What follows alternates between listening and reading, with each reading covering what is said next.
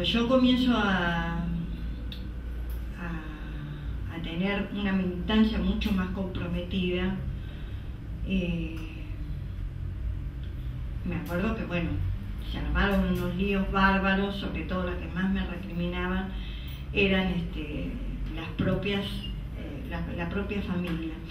Me crié en un hogar machista, me casé con un hombre muy machista y entonces mi vida era esa, era cerrada en el machismo. Y me parece que mi generación, en ese punto, fue un punto de inflexión o de bisagra, como vos decías, porque yo he sido hija y sobrina y nieta, porque las mujeres de mi familia fueron muy fundacionales en un punto, pero más tradicionales, pero con anhelos muy puestos de que la próxima generación.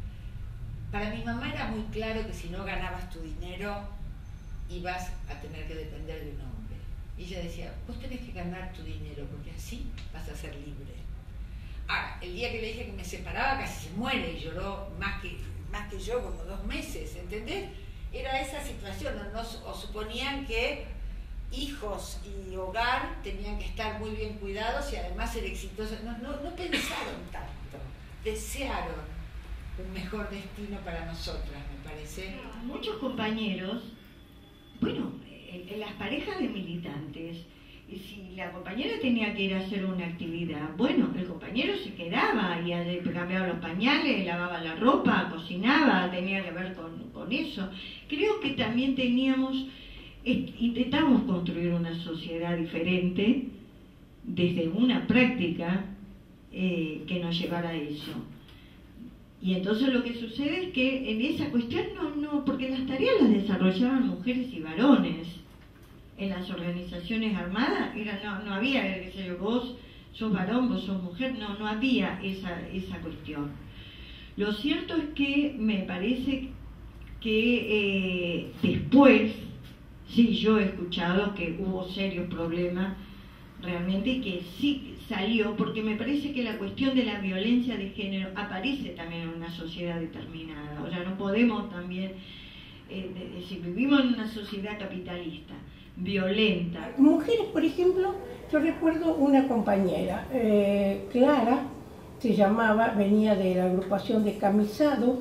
Ella se autolimitaba, ella decía que no quería tener hijos, llevaba varios años de casada, porque decía que eso a ella la iba a, digamos, dentro de la organización iba a ser postergada, que ella no iba a poder militar suficientemente, y eso era una de las cuestiones que sucedía, porque las compañeras que, digamos, tenían hijos en ese momento, yo por lo menos vi varios casos, en las cuales después tenían la triple jornada, el trabajo o estudio, la militancia y la doméstica. No era de otra forma ni de otra manera. Aunque voy a destacar, voy a señalar que, por ejemplo, en la organización, por ejemplo, Montonero, existía una cosa media militar en la cual se consideraban las tareas domésticas como tareas de fajina. Entonces ahí sí se dividía. O sea, yo he visto muchos compañeros que tocaba cocinar, tenían que cocinar, supieran o no supieran. Pero era como un cumplimiento medio militarista, muy así.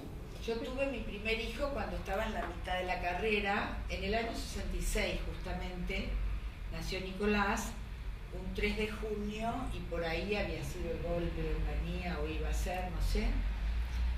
Y entonces después se suponía que el papá iba a ir a la manifestación o al acto de no sé qué, porque si la policía reprimía, teniendo un bebé no podíamos ir los 2 presos, pero nunca esto era una vez va uno, una vez va el otro.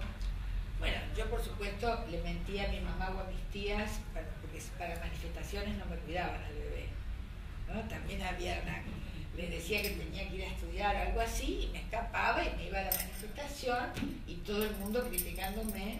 Al mismo tiempo, si una reunión que empezaba, una discusión política podía empezar un sábado a las 2 de la tarde y terminar un domingo a la noche, un lunes a la mañana, de reunión todo el tiempo, porque estábamos haciendo la revolución, se estaba arreglando el mundo, cambiando el mundo, así que llevaba mucho tiempo la reunión. Entonces suponían que yo podía ir con el bebé y no llevar el bebé a la plaza. Les quiero decir, había un estilo masculino de vida, había cosas que yo hacía con mucho gusto, me gustaba mucho quedarme en una reunión hasta muy tarde de la noche, no tenía esa idea de volver temprano a casa como hoy veo las mujeres jóvenes, éramos muy de la noche. Bueno, pero yo no tenía una conciencia feminista ni mucha información en ese momento. Sí teníamos una división de tareas, era con mucho orgullo, pagábamos mitad cada uno las cosas, y si un muchacho te invitaba y se te ocurría que iba a pagar él, era 50-50, ahí nos equivocamos. ¿Por qué digo nos equivocamos? Porque nunca vamos a ganar el mismo dinero que ellos. Por lo tanto, la igualdad, como decía Rosana Rosanda respecto de la escuela, suele ser la máxima desigualdad. Tampoco habíamos advertido que no éramos iguales políticos. Estas niñas argentinas, a diferencia de otras latinoamericanas, que habíamos ido a la escuela secundaria porque era gratuita, que habíamos llegado a la universidad porque existía un fenómeno casi inexistente en el resto de Latinoamérica, que era esa clase media ascendente, que llegan a los 60 a esa universidad gratuita, que nuestros padres ya tenían control de la natalidad.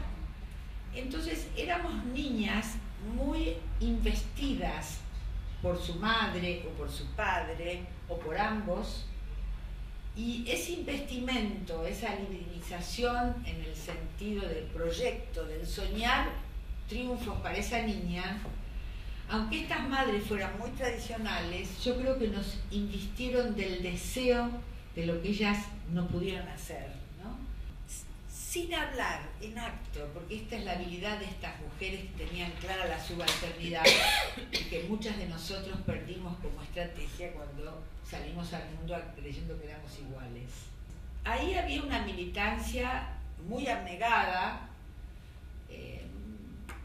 muy full time, el eje de la vida era la militancia, pero había un feminismo en acto, claro, en acto, porque no aceptábamos ni las limitaciones domésticas, ni que nosotras teníamos que hacer las cosas y ellos no, ellos ayudaban, en fin, como se podía, era todo eso muy conflictivo también, y peleábamos en nuestras organizaciones porque nos segregaban.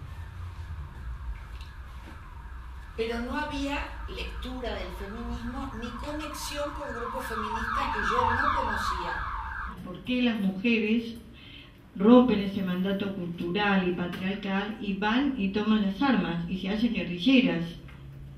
O sea, eso es una determinación objetiva de concepto subjetiva y en el marco de condiciones objetivas y subjetivas que caracterizaban para ese momento. Para la dictadura, para nuestros enemigos de aquel entonces y de hoy también, fueron muy peligrosas estas mujeres. Ellos sí la visualizaron más que los compañeros. Y la visualizaron tanto así que cuando fueron a buscar a algunas compañeras, porque se las llevaban con los camiones del ejército en General Sarmiento, en varios casos dijeron, no nos interesaba que no estuvieran los varones en ese momento, porque estuvieran trabajando. Ellas eran las peligrosas, se llevaron a ellas. Eran doblemente subversivas, habían abandonado sus casas por dedicarse a cuestiones políticas y encima con ideologías extrañas. Entonces éramos doblemente subversivas para ellos las mujeres. Y así es como varias compañeras desaparecieron.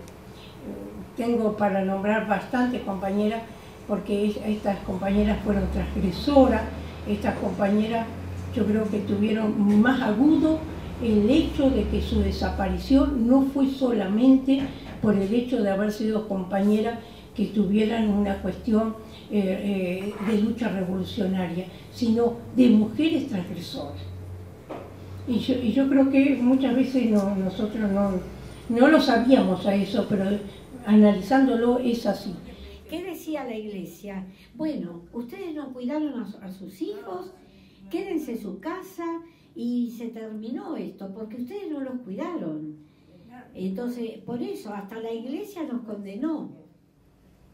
Cuando empezó la dictadura cívico-militar religiosa, algunas mujeres no nos querían a las madres, porque íbamos a la plaza a enfrentar esa buena dictadura, tierna, de Videla. Había ciertos partidos que decían, bueno, esta dictadura no es de las malas, hubiera sido peor con otra gente. Bueno, entonces no nos querían mucho y nosotros nos sentíamos que nos costaba insertarnos así en los grupos de mujeres. Bueno, fui perseguida muy prematuramente, digamos. Ya en el 75 tuve que clandestinizarme. Y de hecho, bueno, había tenido varios allanamientos, como 6, 7 allanamientos, distintas, mi hermana la llevaron unos días, bueno, a distintos lugares buscándome a mí y a otra persona que después desapareció, que estábamos éramos los que más representábamos ahí en la zona. Por lo tanto, cuando ya no volví a vivir en Río Valle, yo estuve en Córdoba, en la ciudad de Córdoba, y en el 75, cuando fueron las primeras, en diciembre del 75, fueron las primeras desapariciones en Córdoba. Desaparece un compañero.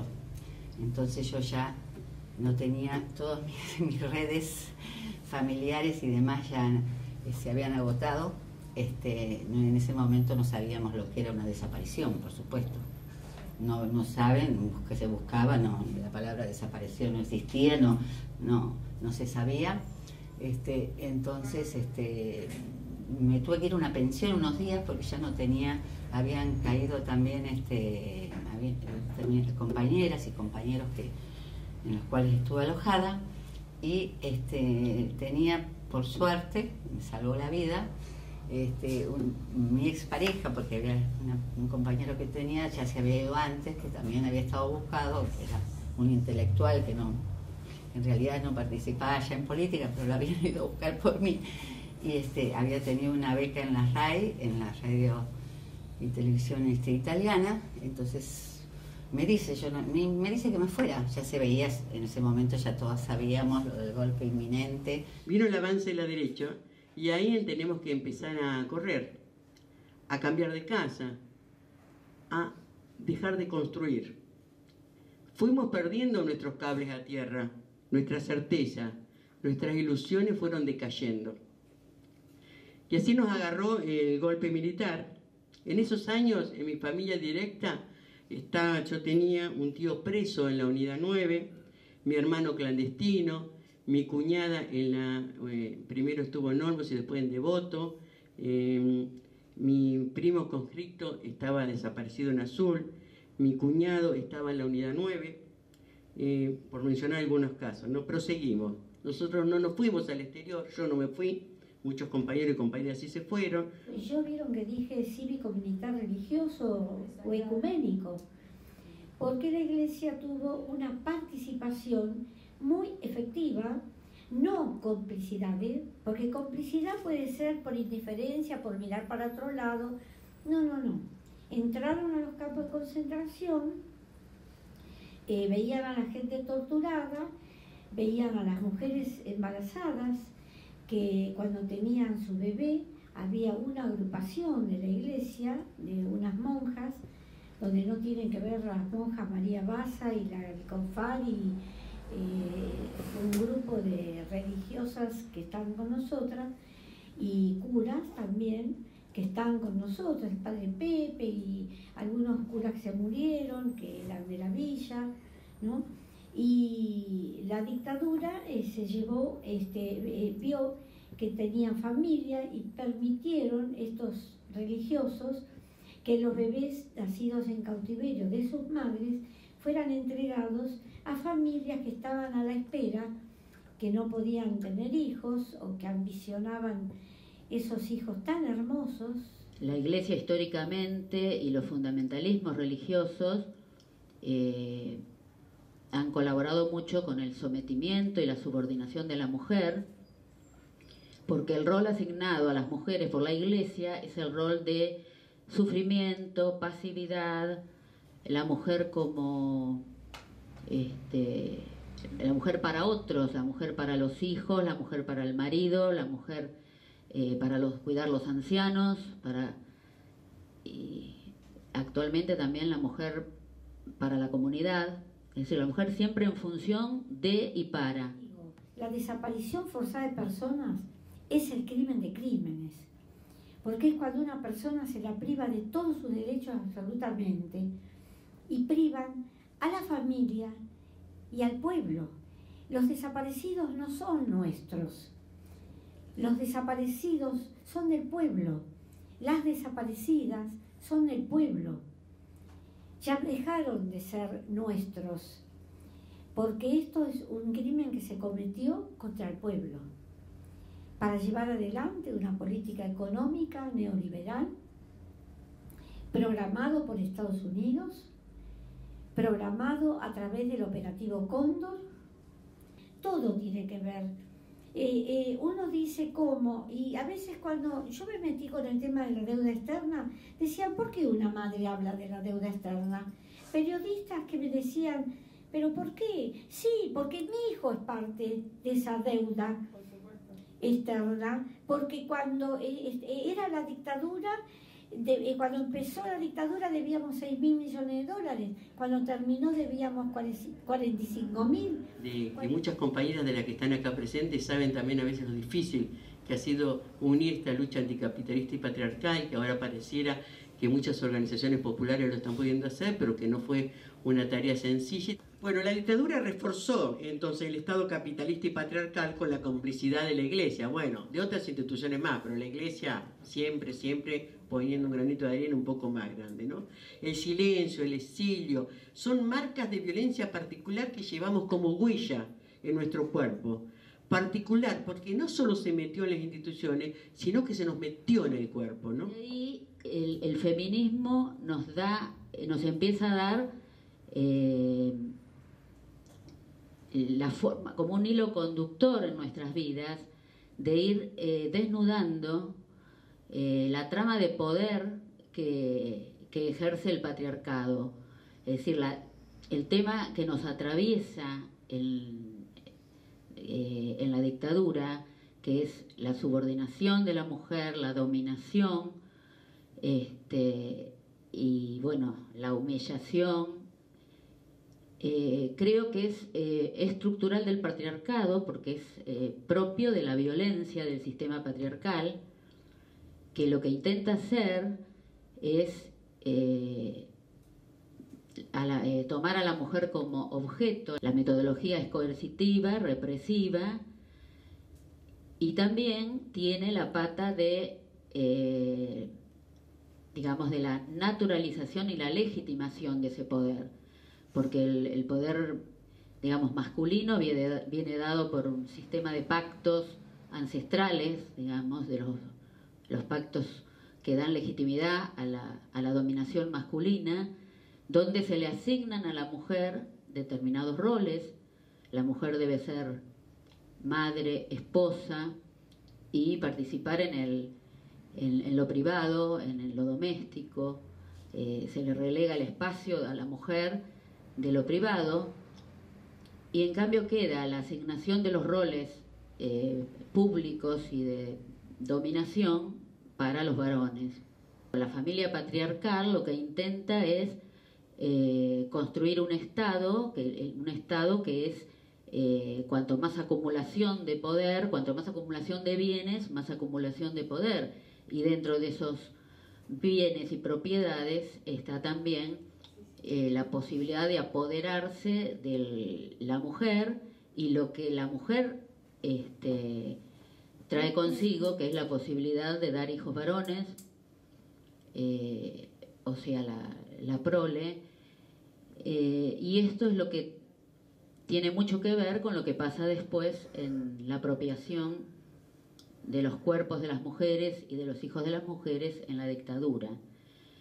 Bueno, esto es lo que básicamente se exacerba en la dictadura. Es decir, el golpe militar del 24 de marzo del 76 donde participan las Fuerzas Armadas. Es un golpe cívico, militar y podríamos decir también eclesiástico, porque tiene la participación de los grandes grupos económicos, las corporaciones, tanto las corporaciones judiciales como médicas, las corporaciones económicas, por supuesto, las multinacionales, los grupos financieros, y la instauración del terror para poder disciplinar a una sociedad, para poder remodelar a la sociedad y reorganizarla, porque el objetivo principal del poder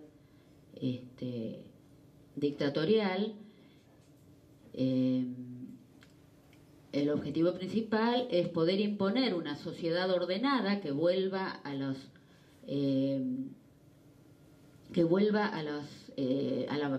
que decíamos, la moral cristiana y occidental, imponer un proyecto de país al servicio de las multinacionales, al servicio del imperialismo y de los grandes grupos de poder.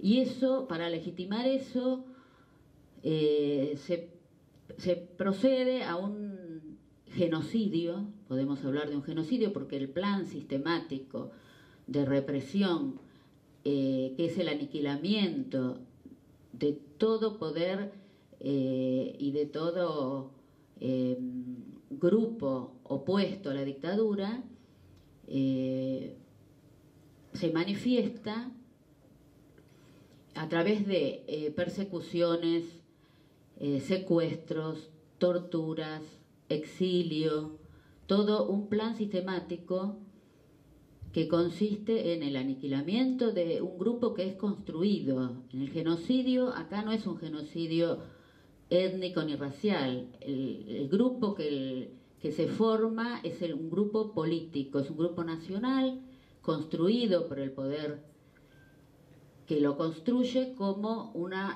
enemigo interno. Entonces, todos los opositores, todos los activistas, los militantes populares, los militantes políticos,